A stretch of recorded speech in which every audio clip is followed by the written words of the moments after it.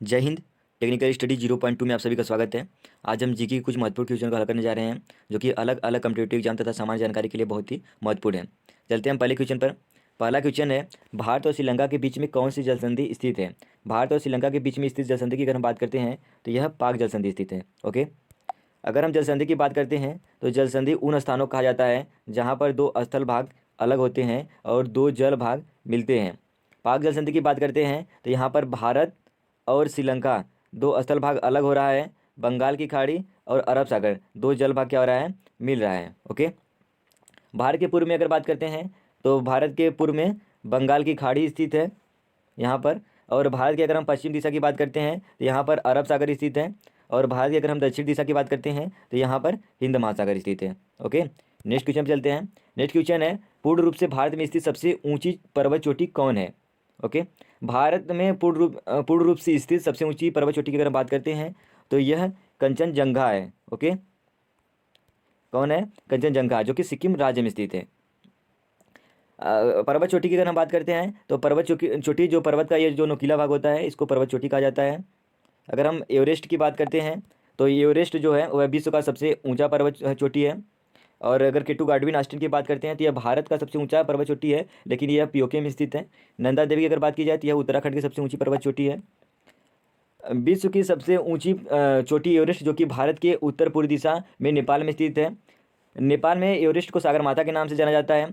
भारत की सबसे ऊंची चोटी केटू गाडविन आस्टीन, जो कि पीओके में स्थित है। नेक्स्ट क्वेश्चन चलते हैं। नेक्स्ट क्वेश्चन है, भारत पृथ्वी के किस गोलार्ध में स्थित है। अगर हम भारत की बात करते हैं तो भारत पृथ्वी के उत्तर पूर्वी गोलार्ध में स्थित है। अब हम यहाँ पर गोलार्ध को समझते हैं कि गोलार्ध क्या होता है।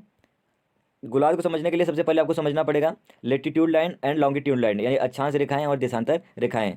मान लीजिए यह क्या है, यह पृथ्वी है। पृथ्वी में यह जो क्षैतिज रेखाएं, क्षैतिज काल्पनिक रेखाएं होती हैं, जो यानी लेटी हुई रेखाएं होती हैं, इनको क्या कहा जाता है, इनको अक्षांश रेखाएं कहा जाता है या लेटीट्यूड लाइन कहा जाता है। ओके, और ये जो ऊर्ध्वाधर लाइनें होती हैं, ऊर्ध्वाधर लाइनें होती हैं या खड़ी लाइनें होती हैं, इनको देशांतर लाइन कहा जाता है। ओके, अगर हम बात करते हैं अक्षांश रेखाओं की तो अक्षांश रेखाओं की संख्या कुल होती है 181। ओके, और अगर हम लॉन्गिट्यूड लाइन यानी कि देशांतर रेखाओं की बात करते हैं तो इनकी कुल संख्या होती है 360। ओके, और दो अगर देशांतर रेखाओं के बीच की अगर हम दूरी की बात करते हैं तो 111 किलोमीटर होता है, और दो अक्षांश रेखाओं के बीच की दूरी भी 111 किलोमीटर होती है। और अगर हम बात करते हैं दो देशांतर रेखाओं के बीच का जो एंगल होता है वह 1 डिग्री होता है, 1 डिग्री होता है। ओके, और सबसे जो मिडल वाला यानी बीच वाला जो अक्षांश रेखा होता है इसको क्या कहा जाता है, इसको कहा जाता है 0 डिग्री लाइन, या फिर इसको कहा जाता है इक्वेटर लाइन, या फिर भूमध्य रेखा, या फिर विषुवत रेखा के नाम से जाना जाता है। ओके, अब हम बात करते हैं विषुवत रेखा। विषुवत रेखा की अगर हम बात करते हैं उत्तर दिशा में तो उत्तर दिशा का जो भाग होता है इसको क्या कहा जाता है, इसको उत्तरी गोलार्ध कहा जाता है। और जो दक्षिण दिशा का भाग होता है उसको क्या कहा जाता है, उसको दक्षिणी गोलार्ध के नाम से जाना जाता है। ओके, तो भारत की अगर हम स्थिति की बात करते हैं तो भारत की स्थिति कुछ यहाँ पर है, यहाँ पर आपको दिखाई दे रहा है, यहाँ पर भारत की स्थिति है उत्तर पूर्वी गोलार्ध में। अगर हम भारत की बात करते हैं तो भारत 8 डिग्री 4 मिनट से 37 डिग्री 6 मिनट उत्तरी अक्षांश में स्थित है, और 68 डिग्री 7 मिनट से 97 डिग्री 25 मिनट पूर्वी देशांतर में स्थित है। ओके, नेक्स्ट क्वेश्चन चलते हैं। नेक्स्ट क्वेश्चन है, भारत की कुल सीमा रेखा की लंबाई कितनी है। भारत की अगर हम कुल सीमा रेखा की लंबाई की बात करते हैं तो यह 15,200 किलोमीटर है। ओके, अब यहाँ पर सीमा रेखा की बात कर रहा है तो भारत और पाकिस्तान के बीच का जो सीमा रेखा है ये, इसको रेड क्लिफ के नाम से जाना जाता है। ओके, और भारत और चाइना के बीच का जो सीमा रेखा है इसको मैकमोहन रेखा के नाम से जाना जाता है। और पाकिस्तान और अफगानिस्तान के बीच का जो सीमा रेखा है यहाँ पर कुछ, इसको डूरंड रेखा के नाम से जाना जाता है।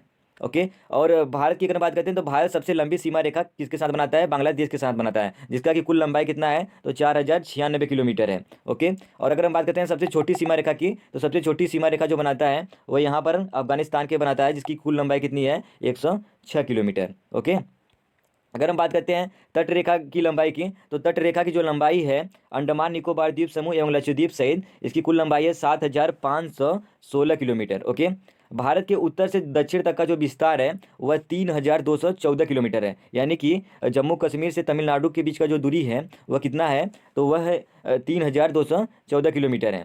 और अगर हम बात करते हैं कि भारत के पूर्व से पश्चिम तक का जो विस्तार है वह कितना है, तो वह 2933 किलोमीटर है। यानी कि अरुणाचल प्रदेश से और गुजरात के बीच का जो दूरी है वह 2933 किलोमीटर है। नेक्स्ट क्वेश्चन चलते हैं। नेक्स्ट क्वेश्चन है भारतीय मानक समय ग्रीनविच समय से कितना घंटा आगे या पीछे है।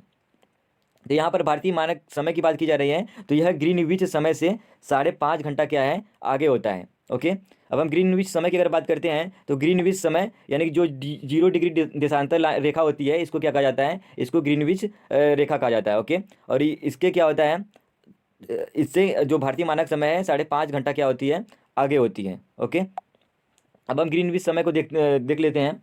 तो ग्रीनविच जो है ग्रीनविच जो है, ग्रीनविच एक लंदन के एक स्थान का नाम है। वहाँ पर जो समय होता है उसको ग्रीनविच समय कहा जाता है। अगर हम भारतीय मानक समय की बात करते हैं तो भारतीय मानक समय ग्रीनविच समय से 5.5 घंटा क्या होता है, आगे होता है। इसका मतलब यही हुआ कि जब यहाँ पर भारत में सूर्योदय होता है तो उसके 5.5 घंटा बाद क्या होता है, ग्रीनविच समय पर यानी कि ग्रीनविच समय पर, ग्रीनविच रेखा पर क्या होता है, सूर्योदय होता है। ओके, आई होप यह जानकारी आपको अच्छा लगा होगा। धन्यवाद।